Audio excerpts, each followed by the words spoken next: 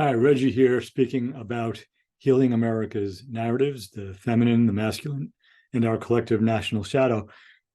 And to continue along the thread that we spoke about in the last episode, this idea of us-centrism or group-centrism, which throughout the book and throughout all of these talks is the developmental level where rather than being me-centric, where everything is just about me or one individual, we're speaking about a worldview that is us-centric. So it's my group, right, or my groups. Most of us have more than one group that we identify with. And that's the second in the four shorthand levels of development that we're using throughout the book that really has the most power in the world today. So the third one is all of us centric or human centric. Which very few people on the planet actually live in. A lot of us can articulate that worldview. Yeah, we're all humans, we're all in this together. But if you look at the state of the world, and more specifically for these conversations, the state of the United States of America, that's mainly an espoused view and a kind of mythical view.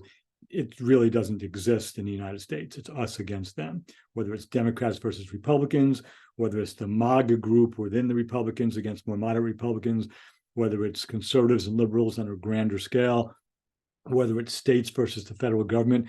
It's built on an us versus them mentality. And historically, we can see that all that leads to, as long as we stay in that worldview, it leads to more dysfunction, it leads to more polarization, and it leads, at its worst case scenario, to more war and terrorism. So currently, because of the conflict begun most immediately by the October 7th Hamas terrorist attack into Israel, and then followed up by Israel's military bombing and then gradually beginning a ground incursion into Gaza.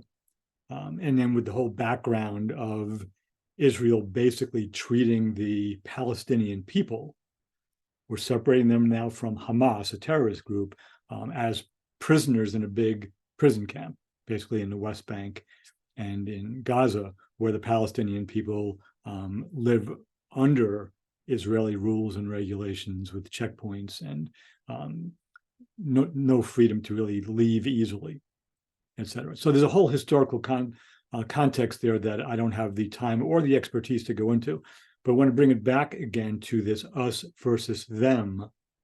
Okay, this us-centric, unhealthy, us-centric, masculine perspective, which is at the heart of the shadow of the United States, and it plays out around the world as well. My book is about the United States of America and its 247 years of history.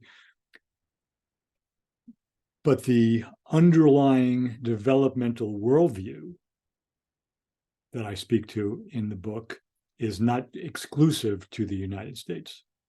And so to carry that one step further and bring this brief podcast to a close, what we're seeing now, because of the Israeli-Palestinian us-centric views, us versus them, we're seeing in the United States Congress and on college campuses, and I'm sure in local bars and over dinner at people's homes, those who, first of all, can't distinguish between Hamas and the Palestinian people, those who back Israel 100% because they were attacked by a terrorist group, and that's an identity deal with the United States because we were attacked by a terrorist group in 2001 and before then as well, same terrorist group.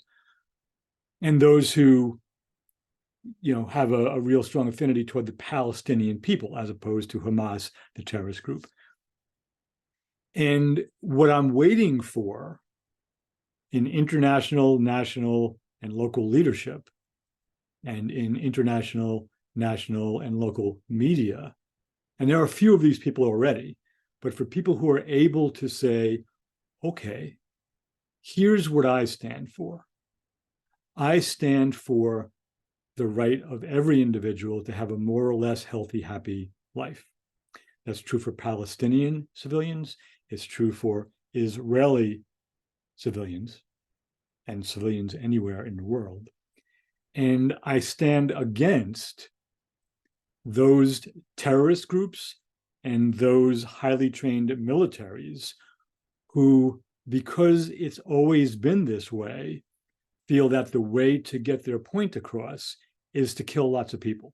Because history has shown us, not just the 247 years of the United States history, but history for as far back as we know has shown us that that doesn't work.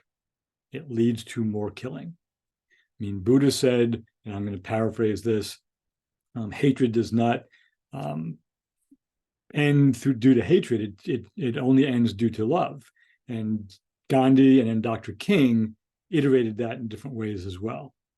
Right? You don't end violence with violence. You end it with love. Now, there's a real politic, a real world piece of this. Okay, that's all nice. Everything I just said is really nice. Thank you, Buddha. Thank you, Gandhi. Thank you, Dr. King. But what do we do when there's terrorists and when there's all these militaries who spend most of the capital of their countries making sure they have a powerful military, making sure they have lots of weapons of mass and smaller destruction? How do we actually navigate that moment to moment, day to day, right now to stop the killing? Yeah, right. I do not have the answer to that, but I do know that if we don't, and we hold that military terrorist issue in the larger context of the state of the planet, of a non-sustainable world economy based on taking out resources, fooling around with them, selling them to people in order for a handful of people to make large profits due to the labor of a small workforce. Actually, it's a larger workforce. The human experiment, never mind the American experiment, but the human experiment on planet Earth is going to self-terminate, even if it doesn't do it through terrorism and war. So we have a lot to worry about, a lot to pay attention to. And from what I've seen, it's not going to come from the top down. The leadership doesn't see this. Perhaps a leadership here or there does, but they're stuck in the system that says we have to back Israel, or we have to back this group, or we have to bomb Iraq, or we have to do this, or we have to do that. They're stuck in the system that perpetuates the violence and the us versus them perspective.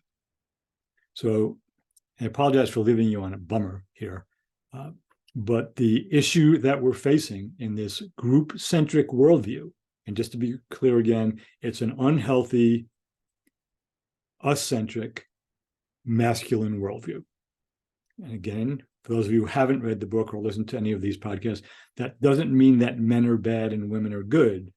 You have to go back and listen to some of the podcasts or read the book about what we mean by masculine and feminine, what we mean by healthy and unhealthy, and that trajectory of me-centric, us-centric, all of us-centric, and all that is centric worldviews.